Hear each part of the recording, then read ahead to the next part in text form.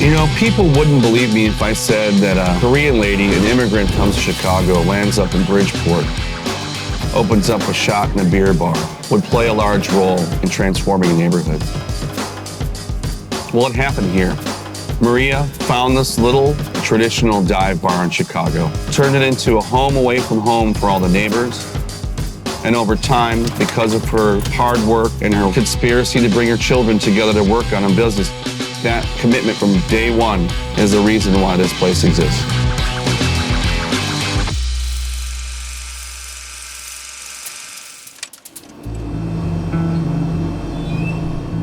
Back in the day, when it was called Kaplan's Liquors, this was your typical Chicago slashing, meaning it's a bar with a liquor store in it. Over time, people just kept calling it Maria's. So this is the original bar, and it was an old school, very simple bar that was probably installed in the 30s. I'd worked here since my mother opened up the place. Spent a lot of time babysitting old men, watching baseball games and Jeopardy. This is like the patron of the joint here. This is the boss.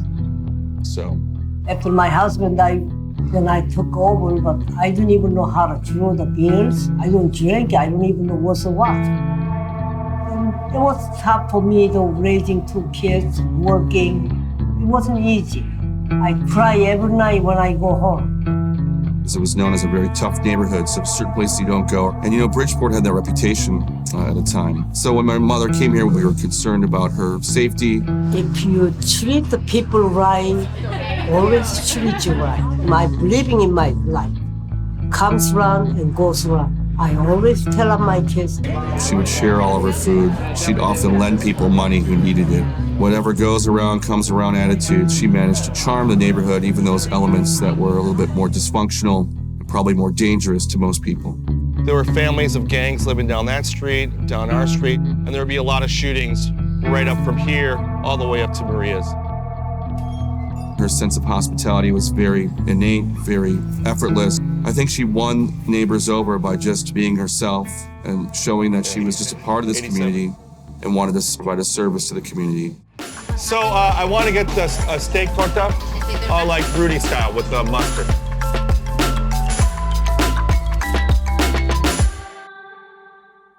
Bars historically have been a third place for people ever since they've existed. It's their home away from home. A little respite before going home, be connected to their community, see old friends and stuff. You know, throughout many taverns in Chicago, it was important for owners of bars to provide a free lunch.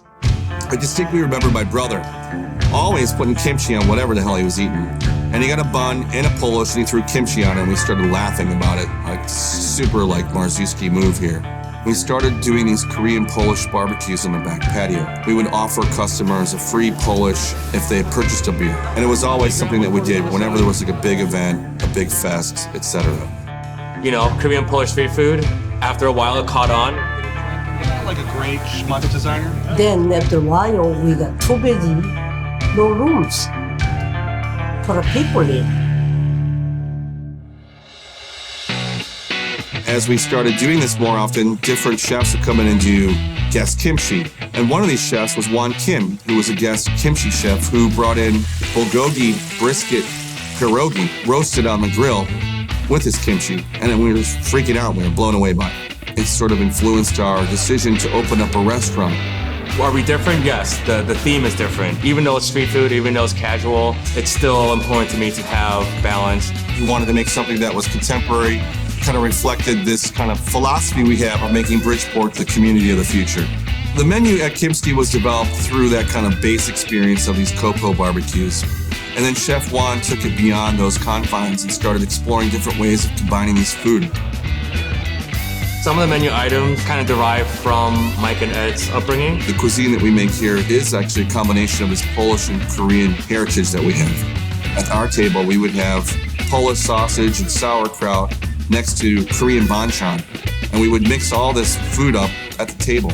It was Maria's interpretation of serving American food through a Korean-style service. It's those kind of memories that I think is so important about food. Is you ask someone like, what did you eat growing up? You know, they'll answer immediately. Those are the kind of items that I want to kind of mimic and get people excited about. It should just be what we know. which is this type of food from our youth.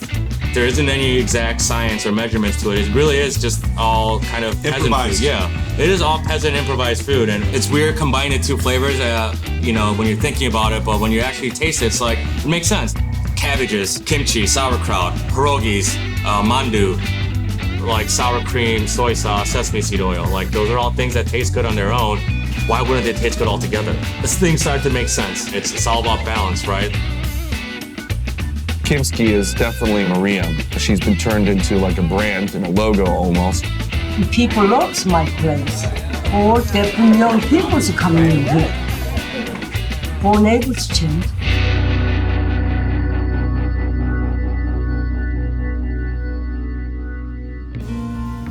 Being inspired by what breweries do for their own neighborhoods or cities or towns throughout America helped us make a decision to create this spot. And doing this was definitely inspired by being at Maria's. So this is our new Mars Community Brewing Company's brewing facility. Good clarity too. We make a lot of different beers here, very wide range of beers. You name it, we're trying to experiment and make new styles of beer to kind of add to the conversation, add something different to what brewing is here in the city of Chicago. Mosaic is popping in that quite a bit more than some of our previous batches. The last leg of our project here, which is our tasting rooms. Marie enabled us to create this brewery. It's a family endeavor on her latest and greatest achievement in what she's done here in the community of the future. We want to be a place that's a magnet for activity. The most important thing is that it helps continue rejuvenate the economy here. It helps provide more cultural options to people, continues to put Bridgeport on the map of one of the coolest neighborhoods in the country. Years ago, there weren't many reasons to come to Bridgeport. And because of places like Maria's, people come down and spend a little time here, either during the weekday or the weekends, exploring the different restaurants and bars and different kind of social and cultural activities here. That bar basically was a giant experience of many people's lives. It's almost like a center for this kind of conversation. Maria's packaged goods and community bar. We want to be a part of that community. We don't want to exclude anyone. And if we could help out in any way possible, we usually do. We want you to feel welcome. It wasn't something that my brother and I thought about doing, was to work together to take over the bar and redo it. But it makes complete sense. I mean, my mother spent her entire life doing everything she can to take care of my brother and I. I think she wanted to maintain that kind of familial connection and taking care of each other. So we work very closely and try to work together in order to continue a tradition of taking care of each other. So that's like the Korean ethos, right? Like you work all your life so your kids have a better life. Yeah, she's kind of a gangster, actually. I think my kids changed in the neighborhood. I should be proud. Also, they should be proud of mother too. Don't you think?